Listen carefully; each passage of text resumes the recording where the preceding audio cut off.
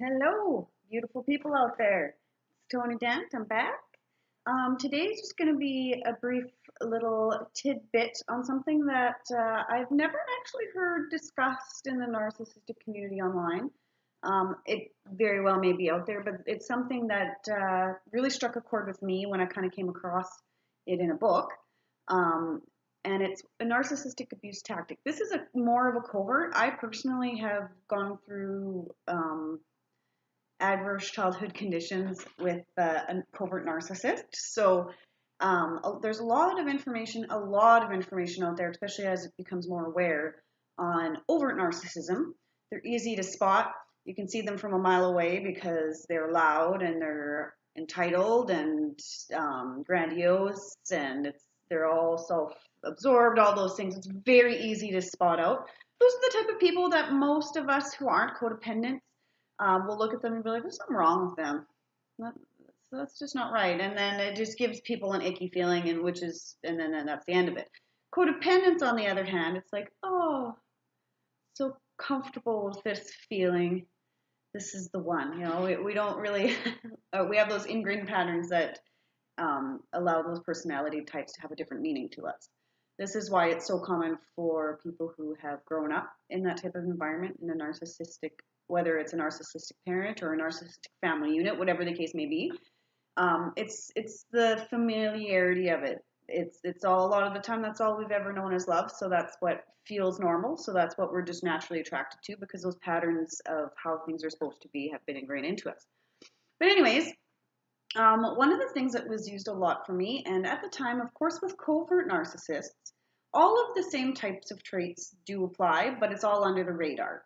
So if you live with a covert narcissist, and even more so if you're a child of one, when the other parent isn't there, so say you have one parent who's somewhat neurotypical, no neurotypical or healthy mental health, mental healthy mental state, a person who's a neurotypical or has a healthy emotional literacy, all that kind of thing, they won't generally end up staying with a narcissist very long. That doesn't mean necessarily that your other parent or the other person in the relationship is a narcissist. They're either going to be a narcissist, a codependent, or, like in my case, the other parent was just basically emotionally handicapped, had, for whatever reasons, what he had gone through to get to that point. Whether, I mean, of course, as a child, I don't know how much of that was started first. Who knows if he was like that when they first started um, building that intimate relationship together. But from a lot of my memories, a lot of what a normal person would have for an emotional kind of repertoire, or what they show outwardly or whatever, it's basically atrophied. Um, if it weren't for the things that he has done, like, there's, like, it's not like it's gone. It's just so stuffed down that it's calloused, and it doesn't it just doesn't compute with him. And I honestly don't know how much of that was from a coping mechanism all over all those years of being married to a covert narcissist, or whether that's something that he had already built, had a decent foundation of, and it just got worse over time. I'm honestly not too sure. But anyways, so one covert narcissistic tactic that was used on me, or not even a tactic because it's not really that broad of a statement, but it's a phrase, I guess, a phrase that was used that my whole life I didn't actually recognize was an abusive thing to teach someone. And it's a very common phrase that I see in society. I'm from the Western culture, so it's a decently narcissistic society as it is. Um, but which is why I had no idea, and I mean I had no idea the whole time anyway when I was younger. But the phrase is forgive and forget, and it was always presented in the guise of you having a higher moral standard because you're the one that can forgive and forget. To forgive and forget is to be a good person, to be a kind-hearted person, because everybody has a good side. These are the things that were propagated and instilled into me to allow the abuse to continue. I had no idea that that was just the way it was. That's the way I learned and absorbed and gathered that that's what you do when you care about someone. You forgive them, of course, and forgiveness is incredibly important. I'm never ever going to downplay that. It's the forget part. Once I read a book that outlined this and how that is not necessarily a healthy way to go about it. I don't remember if it was a book. I don't even remember what the book was, unfortunately. I wish I could quote the author that inspired me to kind of put the pieces together on this. I don't know if it was a narcissistic related book or if it was just kind of like a wellness book or a spiritual enlightenment book or whatever. I've read lots of books in my life for lots of different reasons at different purposes in my life. And yeah, it was just like a light bulb bing, went off because I've never really even considered that as something that might not be a healthy way to think. Forgiveness, again, is important. But when I really started to analyze that statement that I just internalized and considered as true all of this time was, why forget? Why forget? Because then essentially you're learning that you go through that experience when you need to forgive someone. It means they've done something pretty shitty or hurtful. Why would you want to forget that? If you think of like for your own well-being, not for the other person's, this is just it, right? For your own well-being and your own learning and your own wisdom, why would you forget it? Why would you wouldn't want to. You're going to want to retain, not necessarily, I'm not saying you retain the pain of that instant. That's where the forgiveness comes in. Forgiveness is going to allow to let go of the pain. However, if you forget those lessons that you should have learned along the way, you're not going to learn them. They're not going to stay there. This phrase is so small and seemingly unharmful, of course, because it's covert narcissism. It's always framed in a way that, in a positive light.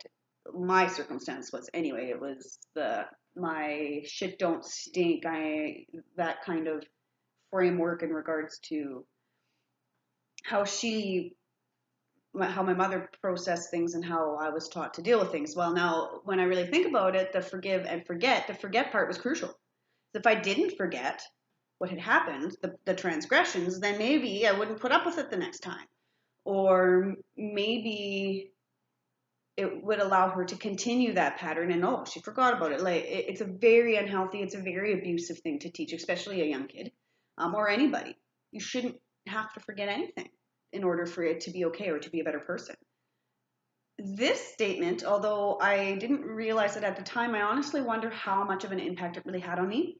From a personal note, I have huge gaps in memory in my childhood, and I mean huge gaps, like 5, 6 years, complete no memory at all, just blanketed out as if I was in a coma for a lot of it. I have very sporadic memories. They kind of come as time goes on. Of course, as I'm healing, some of those memories are coming back, but it basically wiped my memory out. And that phrase is one of the only things I can really think as to why I would have really committed to forgetting so much as a young person. A lot of it was in adolescence, but of course with any form of narcissism, especially covert narcissism, when it comes to mothers and daughters, the abuse gets so much worse once you hit that age of adolescence. When you're young and have that unlimited love and you don't challenge them, you really generally don't have a lot of problems because you're giving narcissistic supply just by being the daughter that looks at their mother as someone that they love. There's so no problems at all up until I started to kind of individuate. Once you start to individuate and become your own person, that's when the problem started for me, and that's where most of my memories are missing. Not all of them. I have a lot of memories missing younger than that as well. But yeah, so moral of the story I'm trying to get across here, although I'm lingering on and kind of sidetracking, is do not let anybody tell you to forgive and forget. If that's a phrase that or something you were taught as a young person that you internalized and you just took for granted as this is true, rethink it and rethink who told you that and why they would have told you that. I have children of my own, and never in a million years would I ever consider telling them to forget transgressions someone else taught them, because that basically brings down their own defenses to be abused or for the situation to happen again. You want to remember so you can protect yourself the next time, or so you can learn from it. Whether it's learning more about your own value, learning how to set up proper boundaries, whatever learning experience that you're supposed to get from an incident, by all means forgive. That's a whole different talk. I'm not even going to get into that. But the forgetting part, that it's not okay. It's not okay. If you choose to let go and something slowly fades from memory, that is different. That is different than intentionally forgetting something someone's done to you. It kind of ties in really nicely with the thing that a lot of people with CPTSR have, which is, oh, sorry, I lost my train of thought. See, look at this, forgive and forget. It just shows you how strong that I never ever have moments where my mind just goes blank like that. But because this is such an ingrained thing for me, I just had a complete blank. My mind just went blank. So there you go. There's a perfect example. Oh, now I remember. The statement that abuse is abuse. When it comes to covert narcissism, it's always so much under the radar. Even experts in the field that I listen to on a daily basis through my own recovery and that kind of thing, it's very untalked about. And a lot of the things that I do hear aren't really the reality of living in the circumstance. That's the thing when it comes to this personality disorder and this form of abuse. If you don't live through it, I honestly don't know how anyone could ever understand the gravity and the seriousness and the ins and outs of it all. It's such a complicated form of an abuse because it's so covert, because there's so many conflicting messages. And in my circumstance, on top of that, I was an only child. So I also was the golden child and the black sheep all in one. I kind of waffled back and forth between the two, which was enough to mess me straight up. Just that alone, let alone everything else. So yeah, if you're in a circumstance where something doesn't feel right, or if someone's told you forgive and forget, take a second look at that. And in that as well, remind yourself it is okay to call abuse abuse, whether anybody else in your life can see it or not. If it feels abusive, it's okay to say that it is abusive. Whether you're in regards to covert narcissism, you a lot of the time can't really talk to anybody about it because either they won't believe you or they just won't understand the circumstances. Something so minor to someone who is in that situation can be incredibly abusive. However, from the outside, it doesn't seem too bad at all, which is why it's very hard to find support in regards to these instances, because people think that you're just overly sensitive. But it's because you know exactly what's actually going on and the implicit messages of what's going on and how abusive it really is, but no one else can really understand. This is why I actually started this project, is because I just wanted to open a door for other people to know they're not alone, and it's okay to call abuse abuse. So remember, if someone tells you to forgive and forget, if that's a message that you have wired inside of you on kind of how you handle yourself, rethink it. Don't take my word for it. Sit down yourself and kind of analyze and think about it in a philosophy sense. I couldn't say the word the other way around. But yeah, really, really consider that. Think about it. It's some food for thought, and use it as part of your learning on your own journey. I mean, I definitely would give caution to anybody who has heard that before. Really think about the intentions of the other person, no matter how hard it is. I mean, as a woman with a covert narcissistic mother, that bond between mother and daughter is supposed to be very different than what it is when you're in that kind of circumstance. So it was incredibly hard for me to actually see things in a different light. Incredibly painful, but as painful as it may be, don't avoid it, because you're doing yourself no justice, and you're just hurting yourself in the end. Then they're winning the game.